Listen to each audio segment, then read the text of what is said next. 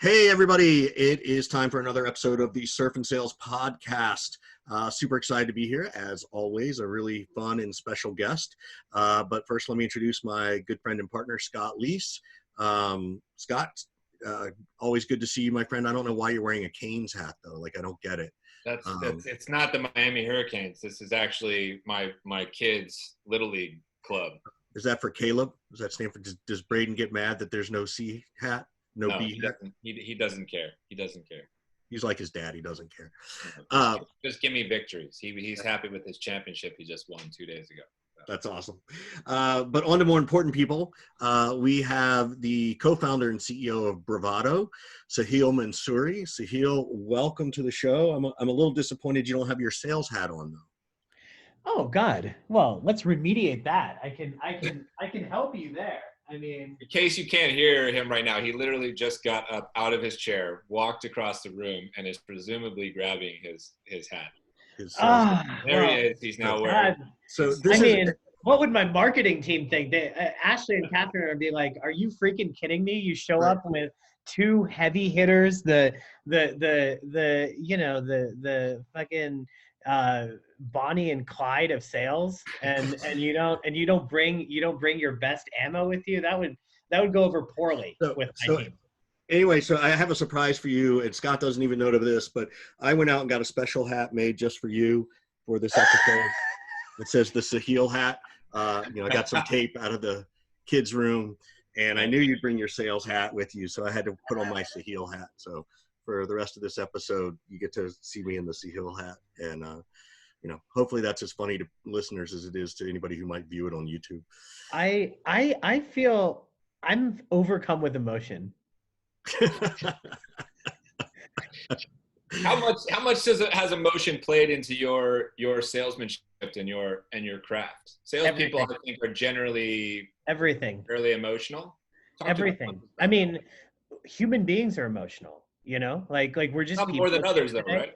That's true, but I think the more comfortable you are with how you feel in a situation, the better that you're able to be yourself in a sales context, I think the easier it is to sell. I mean, people like to do business with people they trust, and they don't trust people that are fake. It's interesting. There's a medical term for this. I'm missing it, but certain people are psychopaths, right? Like actual psychopaths, where they don't feel emotion. And when you're near someone who's a psychopath, you actually can feel it. It's like a human instinct it's a survival instinct. It's like the same like spidey sense that a gazelle gets when there's like a lion somewhere in the forest, because as human beings, we crave authenticity, we crave emotion, we crave the connection between people. And I think the best salespeople I've ever met with are the best salespeople I've ever known, let alone met with, are folks who are able to bring their authentic self and break the paradigm of like, I am a salesperson, you are a buyer, we are doing a sales process, and can get down to like, hey Scott, hey Richard, like what's up guys, like let's hang, let's talk, let's do this. And the more human you are, I think the easier it is to sell, especially as you go to the enterprise. I think SMB mid-market sales, you can get away with more of a script. Enterprise salespeople are the folks who are able to break the barrier between salesperson and buyer and get both people on the same side of the table. So I believe that emotion is critical to sales. Yeah. There seems to me to be more talk and more chatter around this humanity staying in the sales process and being authentic and being real, and less company centric and product centric. Tell everybody who doesn't know you what you're doing right now with Bravado and what your goal and your aim is, so people have context of kind of where you're coming from. Yeah, so Bravado is the largest professional network for salespeople in the world today. We've got 50,000 B2B salespeople, the vast majority of which are in tech sales. I would say like software salespeople, but we do have some folks that are in like real estate and ad tech and stuff as well, who are kind of coming together to elevate the profession of sales. Look, started Bravado 3 years ago with a super simple mission, which was, I don't think the way that sales is being done is right. Like, I just don't feel like it's being done right. I don't know what to do about it, but I don't feel like it's being done right. And we're not going to solve the problem individually. For too long in sales, we try to solve problems by ourselves. And it's like, if I'm a rep and I'm working at something, I try to fix it myself, even though my partner who's like, my teammate who's two desks down is probably struggling with something similar. But no, like, I'm going to work by myself. And then my sales team is doing something, but there's another sales team in Dallas that's trying to work on a similar problem. But no, like, we're going to figure it out. And then my company's trying to solve something, and like, we're having trouble, with product market fit, or we're having issues with getting people to show up to meetings. And there's no community, there's no learning, there's no sharing, there's no concept of, for lack of a better word, a Stack Overflow for sales. Are you familiar with Stack Overflow? You know that website? Very familiar. Yeah. It's such a cool concept. Like, if an engineer figures out, it has a question they ask, and then other people just share the answer, and all it does is it elevates engineering forward. So now you don't need to solve the same problem twice, right? You're basically out there and you're able to say, like, hey, you just punch into Google, how do you run this SQL query in this, in this sort of batch file? And then boom, there's the answer right in front of you. And so I think one of the things that you and I have talked about before, and is, to me at least, going to be really key as platforms like Bravado and LinkedIn move forward, is how does somebody know that the advice that they're getting is good and meaningful advice? Is everybody can go out there and put their advice, good, bad, ugly, this is what worked for me. People, who want to get on the platform and learn about tactics and techniques, how do they know that the advice that they're getting is right versus wrong and not going to lead them astray? I saw somebody that we all know, Colin wrote something today that he saw 2 pieces of terrible advice in the last couple of days that people were liking and following and whatnot.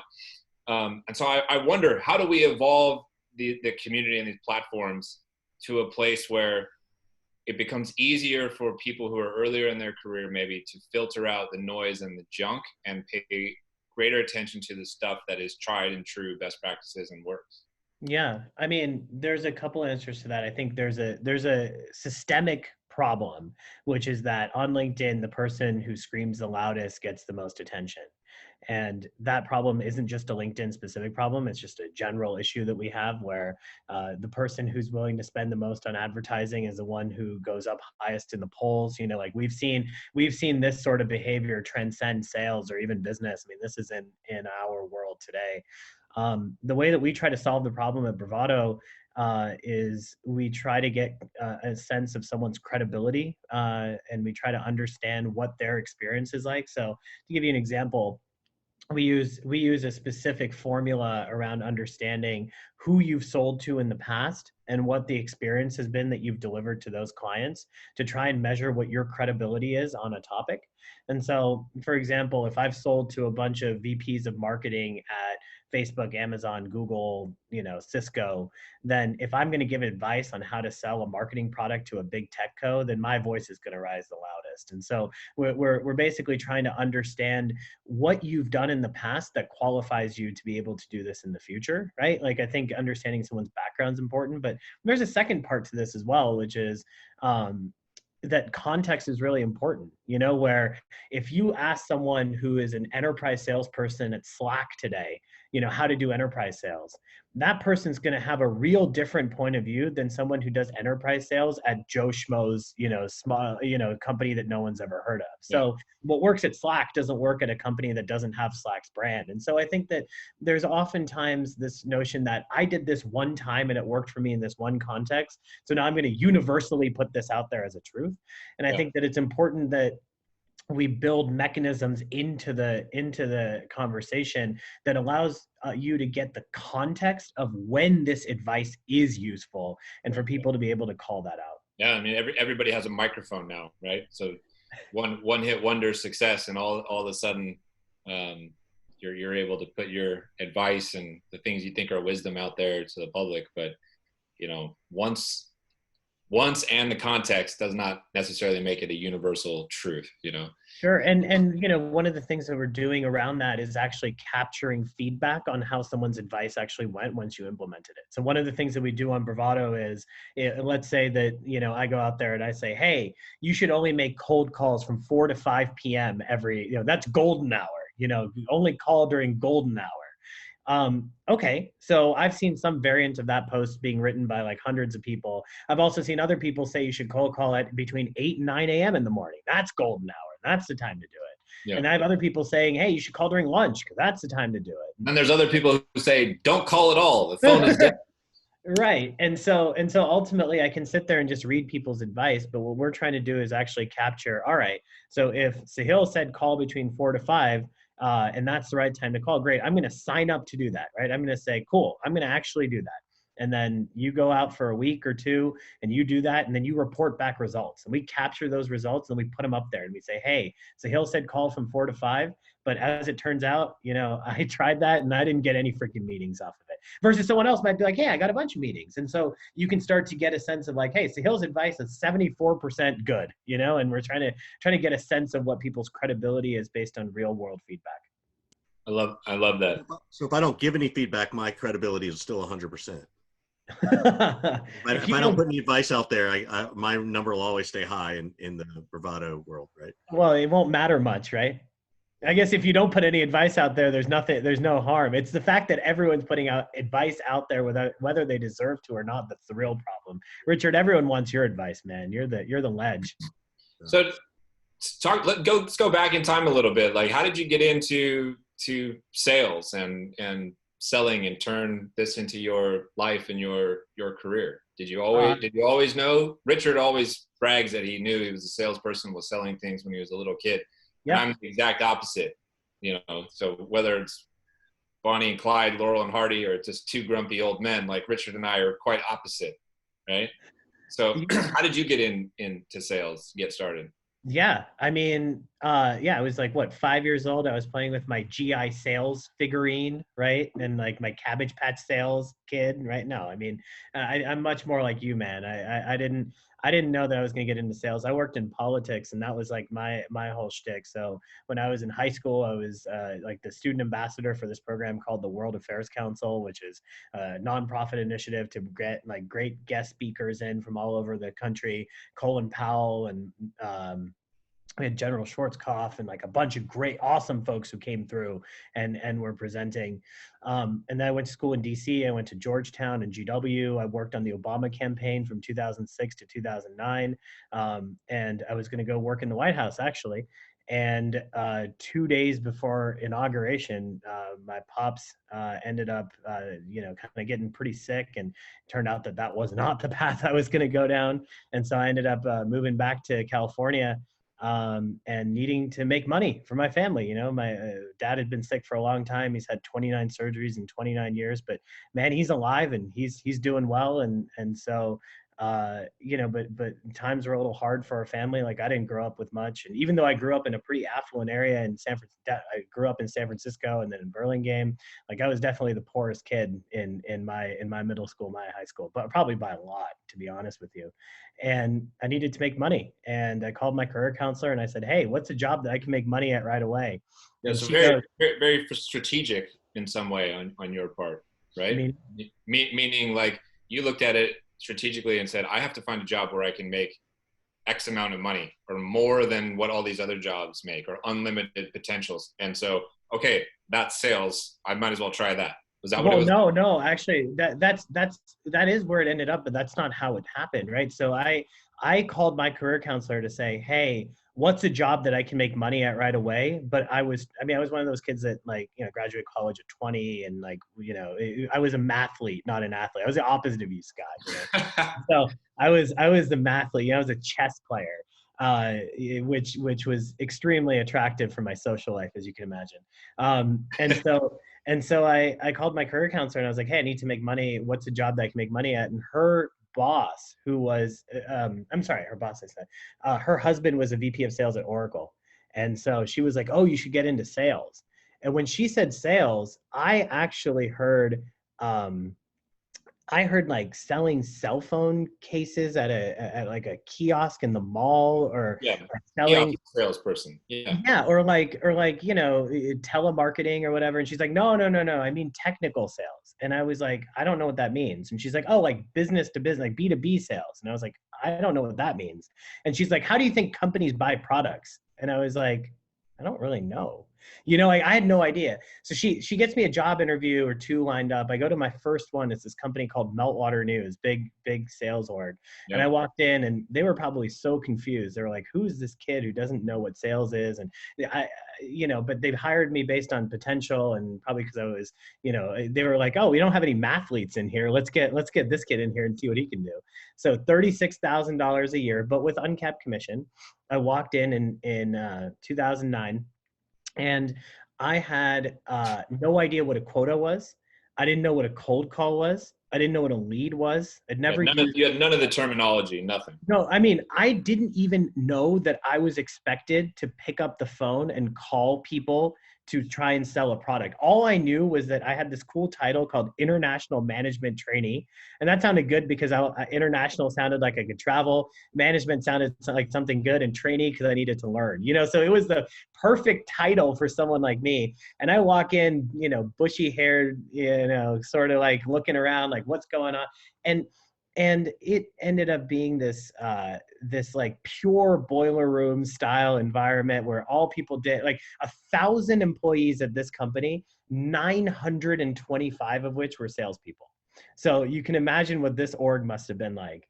And the first 3 months I was there, I didn't sell a single deal. And they finally sat me down and they're like, Sahil, we're going to have to fire you, man. Like, you're super smart and like, you would be really good at sales, but you keep being fake, And I was like, I don't know what you mean. And because in my head, I had equivocated doing sales with like being buttoned up, So I'd be like, hello, I'm Sahil Mansuri calling with Meltwater News. Cause I thought that's what you sold. Very proper, like, very rigid. Yeah, proper, right? Like, oh, like I'm going to be a business person now. Like that's how I'm going to sell. And my manager, Matt Alvers, who is actually based in Austin. Matt's like one of my favorite people. I love this guy.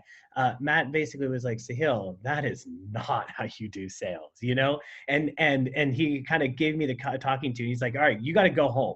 He's like, you go home for the rest of the day. You think about this. And if tomorrow you actually still want to do sales, like come back.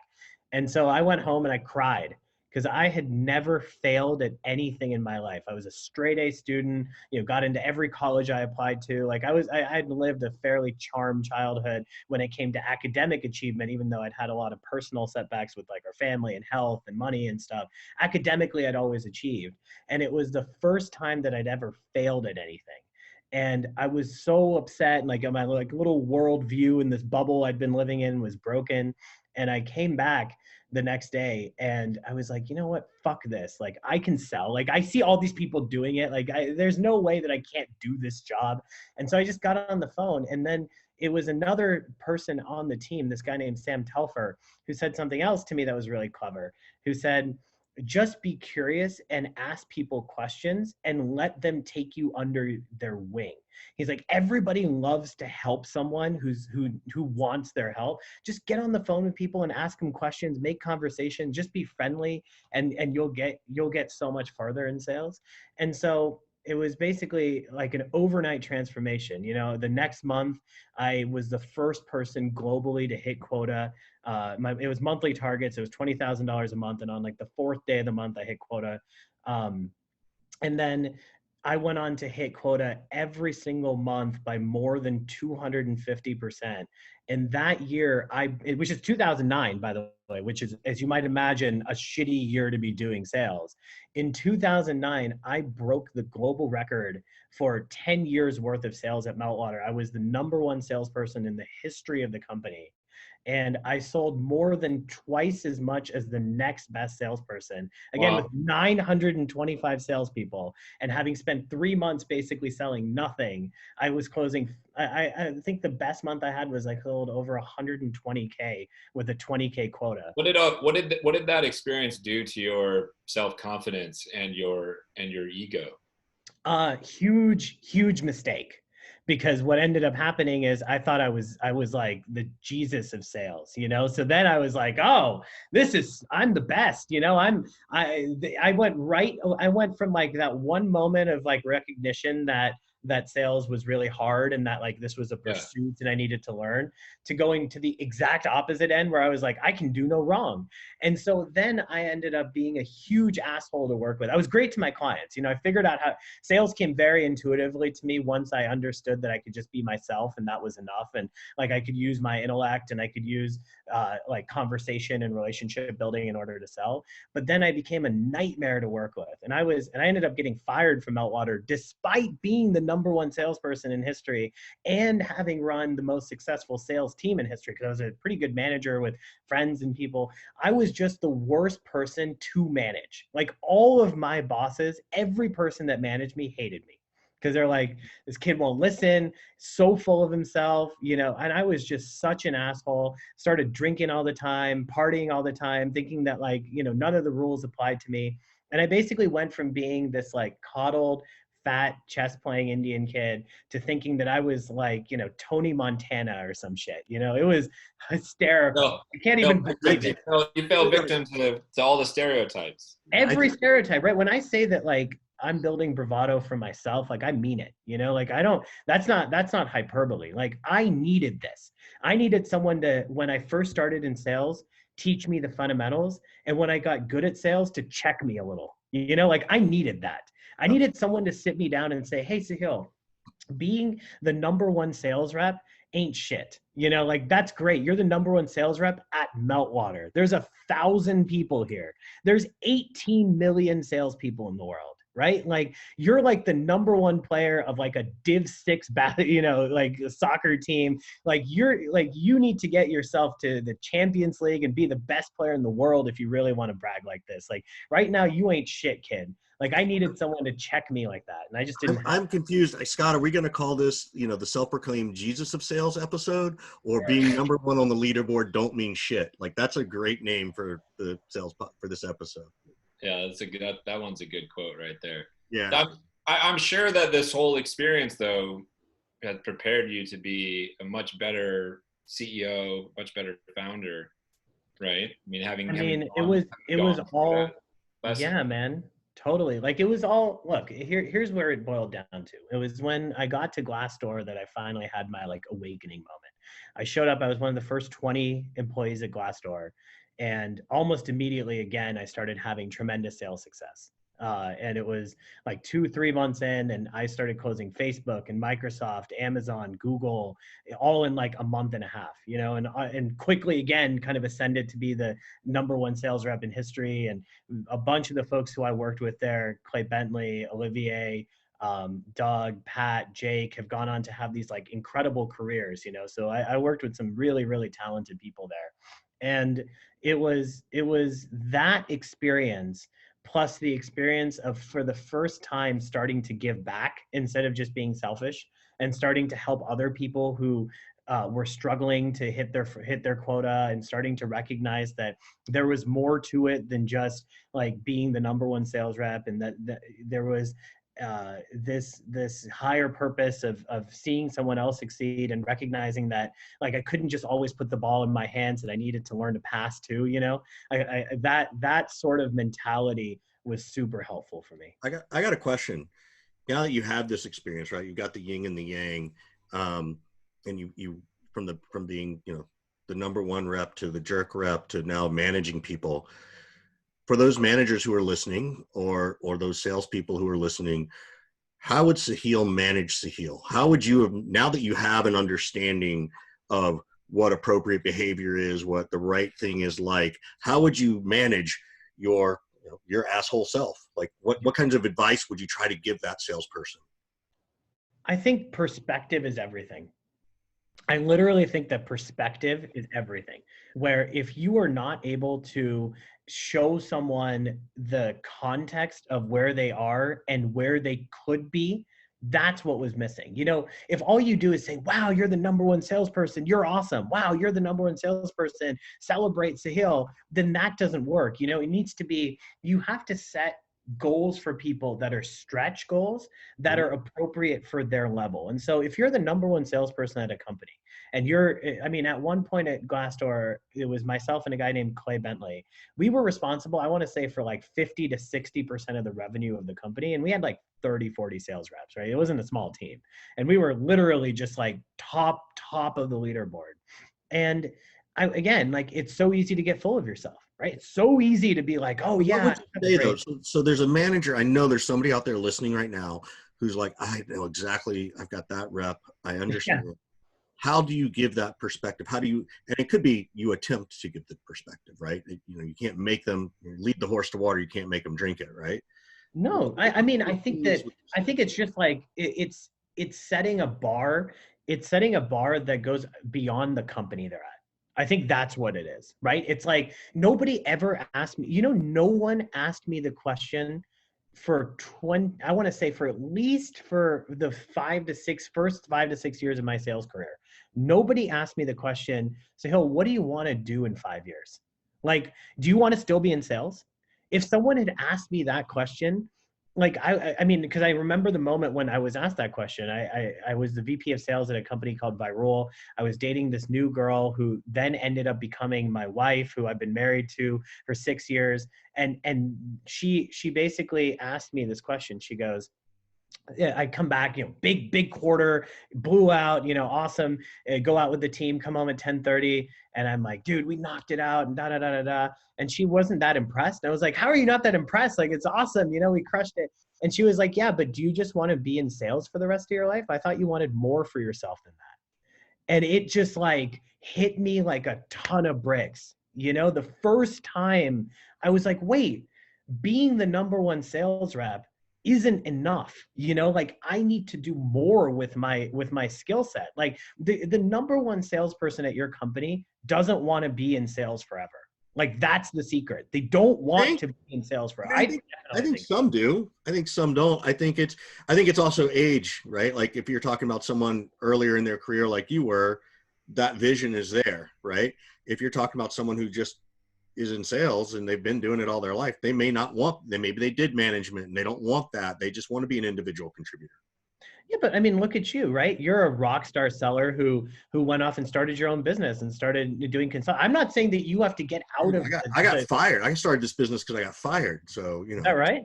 Yeah, that's the true story. I've told it 100 times. Oh. Yeah, I was a manager at that point, and there was an acquisition going on behind the scenes, and but I wasn't very good at what I was doing at that stage for that company, and so they did what was appropriate, and they hugged me out the door. It's not like they were like, get the fuck out of here, Richard. Yeah.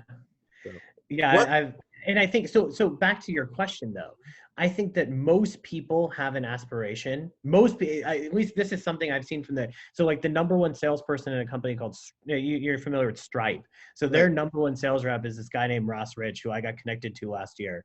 And again, like, very similar story where he's like, top of the leaderboard at Stripe, just started his own company and went out and raised a round of funding, and he's doing some really cool stuff. Like, I think that most people don't have a clear understanding of either what they want to do, or they have an understanding, but it's not really fleshed out. And so where I tend to spend my time as the CEO of the company today, where I try to spend my time is, what is the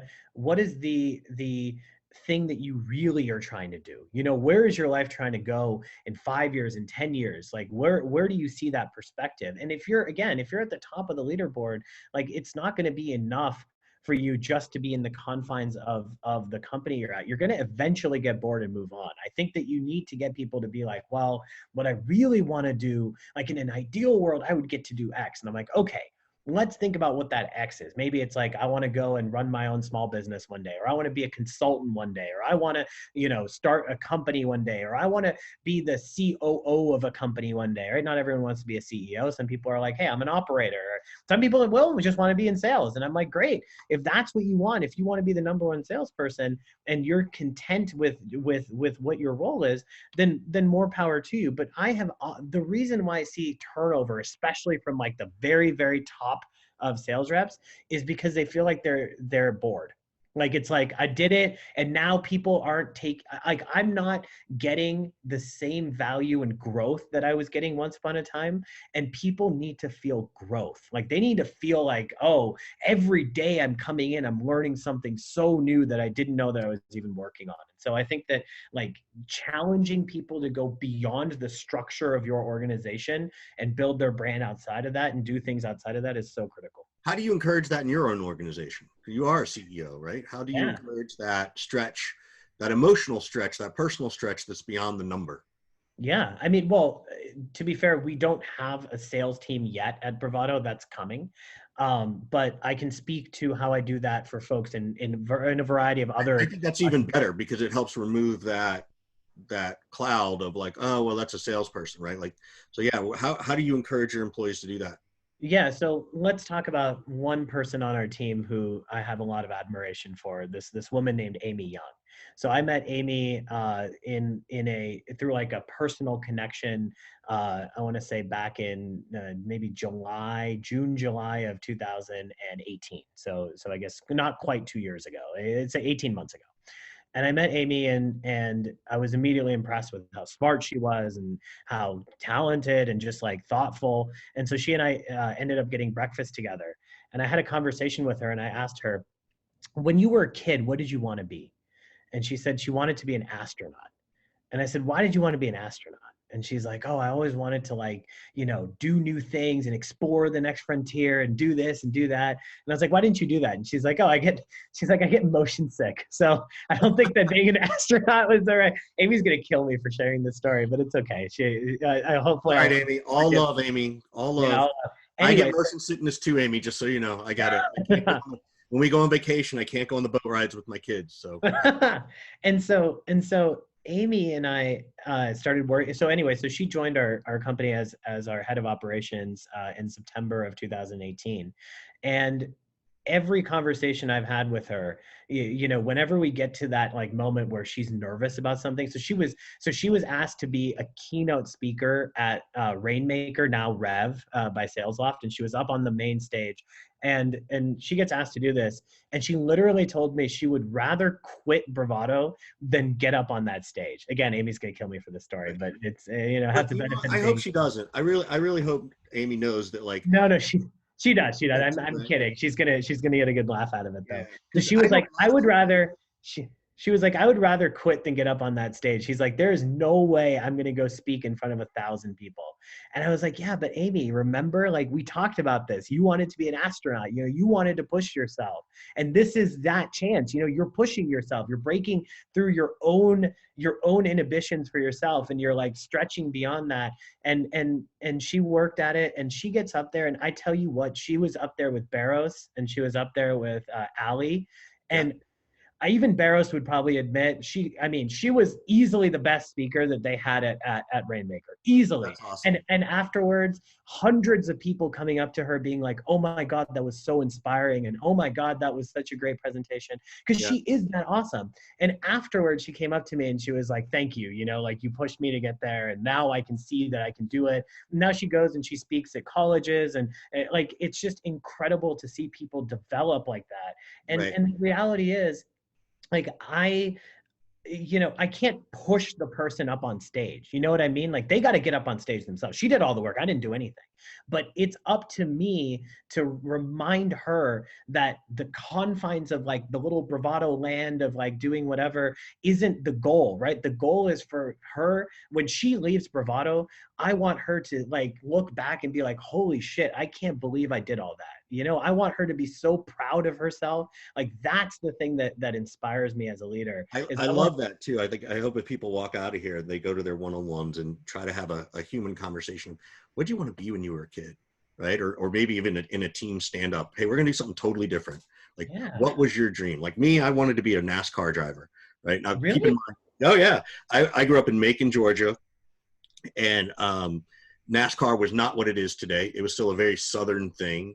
I would even go so far to say is that it probably had a redneck image, and which just sort of meant someone who might be unintelligent, which is not the truth.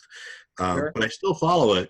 And I remember telling my dad years ago, I'm like, Dad, what, I don't know if you knew this. I wanted to be a race car driver. He's like, really? why didn't you tell me that? And I was like, Dad, I don't know. I thought you'd be embarrassed. And he's like, no, I'd have taken you to races and we'd have like done stuff. And I was like, so tell your parents what you want to be, tell your kids to tell you what they want to be. And, whether it's doctors or veterinarians. And the most important thing I don't think is the question that Sahil asked. It's what makes you want to do that? Why do you want to be an astronaut? Why do you want to be a vet? Because that's where the emotion comes in, right? That's where the humanity comes in, which I really love. So I think that's a fun story. What, you grew up, it sounds like you were a pretty smart kid, right? You graduated from college at 20? Yeah, actually, I guess I was 21 by the time that I actually got my diploma. But yeah, it was, you can say right at between 20 and 21. Yeah. Did you do it in like 3 years? Were you one of those folks? 2.5. Yeah. Why?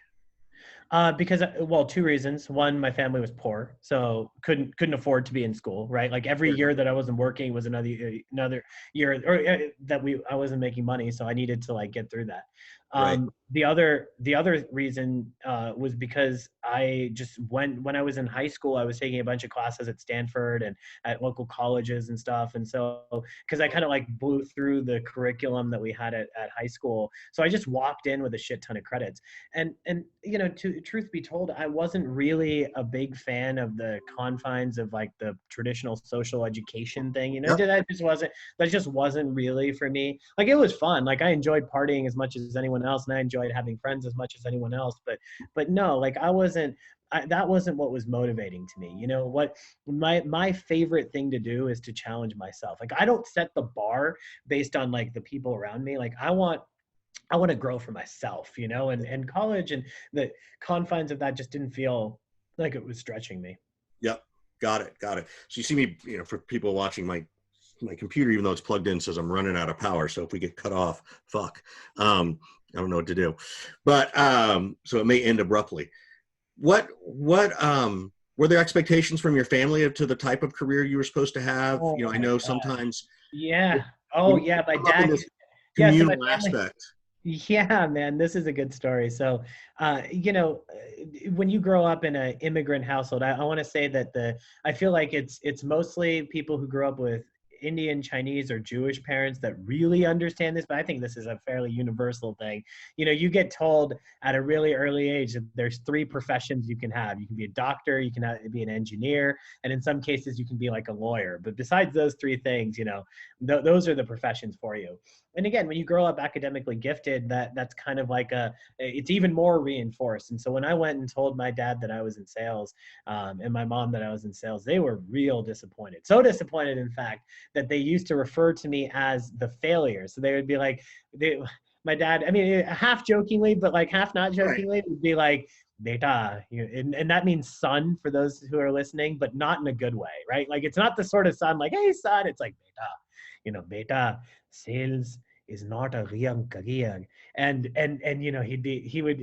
this is literally what he would say, right? He'd be like, sales is for white people, like he would be like, and it was so, and I was like, first of all, that's fucked up. But secondly, that's not even true, like sales Right. is this like incredible career. And like, I don't know why you would say things like that. And also like, I'm not all about that racism life, Dad, but like they just grew up in a different time and they just equivocated it to something real different. They never saw it as being this like prestigious job that like goes out there, and neither do most people. Right. When we've done a survey of undergraduate business students at Stanford, Cal, and Duke, we asked over 1,000 students that are in the undergraduate business program, would you consider a career in sales? 97% said no, right? So now, I mean, we're talking about business students, right? That don't want to, I'm not talking about engineers or whatever. Business students don't want to be in sales. And so I definitely felt a lot of that pressure as well. And I still get ribbed about it to this day. My mom, in fact, told me, this is not a joke, this is a true story.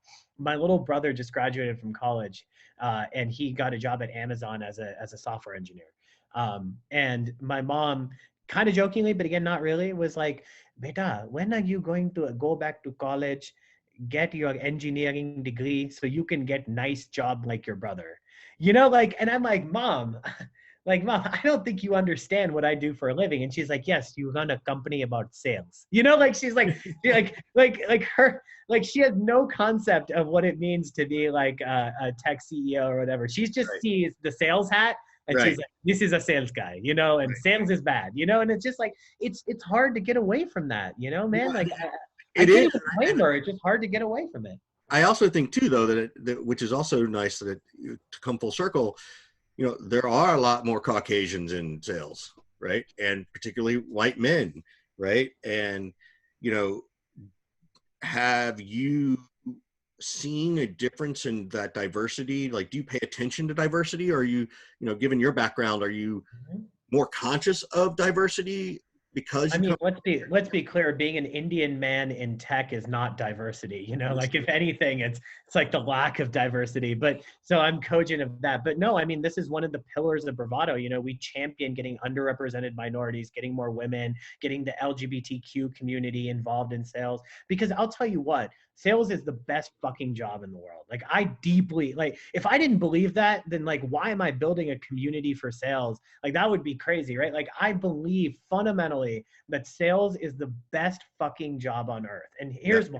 Because it's the only job that I know of where without a master's degree, heck, even without a college degree, you can make six figures and support your family. No training, no schooling, whatever. Based sheerly upon your own effort and your own merit, you're able to provide for your family and live a good, comfortable life. Like that.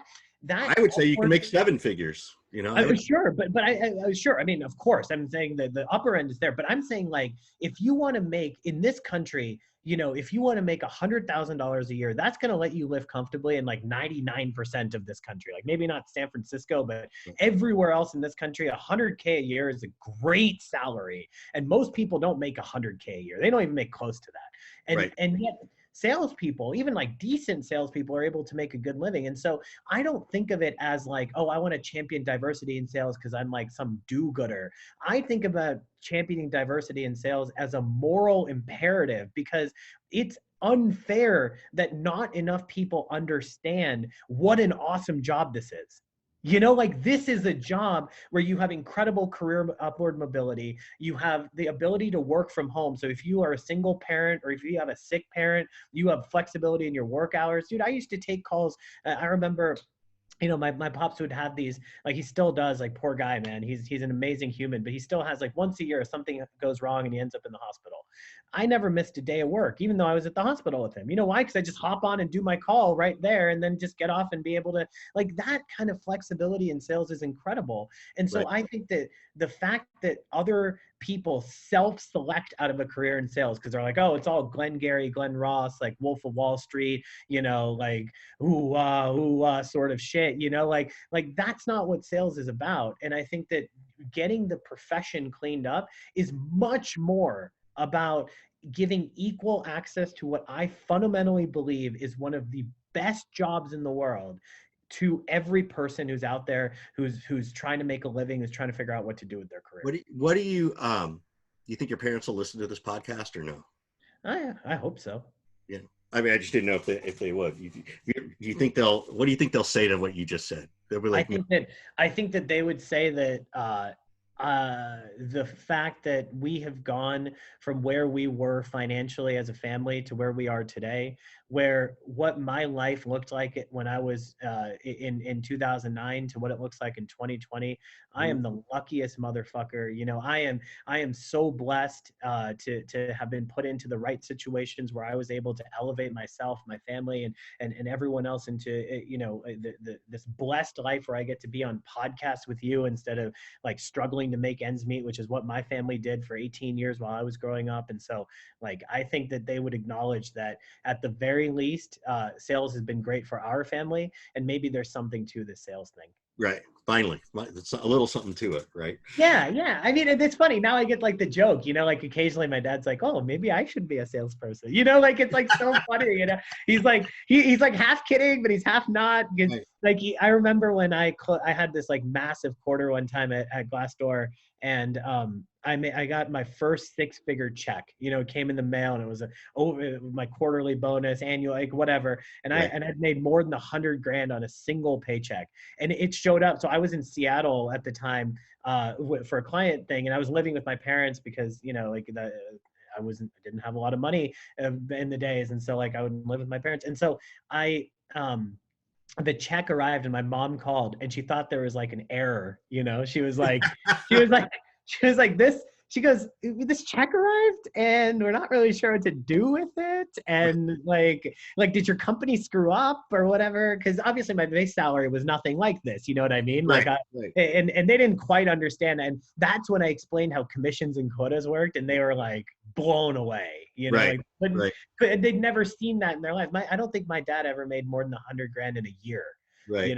And to see $100,000 on a single paycheck blew their mind. And I'm like, yeah, that's and I was 23, right? Like I wasn't, and thus you can see how I ended up with like the ego complex, but you can also maybe understand why it is that I believe that sales is an incredible profession. That's great. That's really, really good. I want you to tell this one story. It's my favorite story from you. It's the one about you being on the plane with your dad. If you're comfortable sharing that story. Yeah, I am. Well, I want you to know something though. I think I didn't explain this to you properly. So that story isn't true, and the reason it isn't true is because it's a meme. So the joke is, so let me. I thought it was true. No. So I want to be clear. Yeah. So the story, it was an internet meme about like, there's someone with an emergency on a plane and your dad's like teasing you for not being a doctor. But I actually have a real version of that story. So I do have a real version of that. Tell us the real one. Story. And I'll tell you the real version. So the real version is that and my father's been sick for a long time, right? And I told you that. And so there's one time when my dad was sick and he was in the hospital, and the doctors were like scrambling to like do whatever. And my mom and dad turned to me and they're like, see, if you had been a doctor, you could have helped your dad today. Like it was like literally. And again, I don't like, you got to understand that like my parents love me more than anything. I make it sound awful in this, like they're like, no, they're the best family in the world. Like I'm the most blessed person in the world around this. But the thing is, it's the fundamental thing they were never able to get over, and to this day that they can't, which is this understanding that to them being a doctor is the highest pinnacle achievement that you can have in your career, and that sales sounds and feels like this thing that's so far beneath that to them. And quite frankly, they're far in the majority in this thinking. You ask the average person on the street, what do you think of a doctor? They're going to say, oh yeah, what? And then you ask, what do you think of a salesperson? You're going to get a real different reaction from them. Well, you should explain how much an MRI machine costs and what the commission of that MRI machine is, and say, do you want me being the doctor, or do you want me the guy selling to the hundreds of thousands of doctors the MRI machine, right? So, less 10 years of schooling, less. I mean, I'm 32. Like I would have been graduating like 2 years ago, maybe as a doctor, and like, that's the thing that's crazy to me is like 10 years of training, hundreds of thousands of dollars of medical debt, all of the years in school versus I've been out there like doing shit, learning, meeting people, building my network, and given a chance to go back.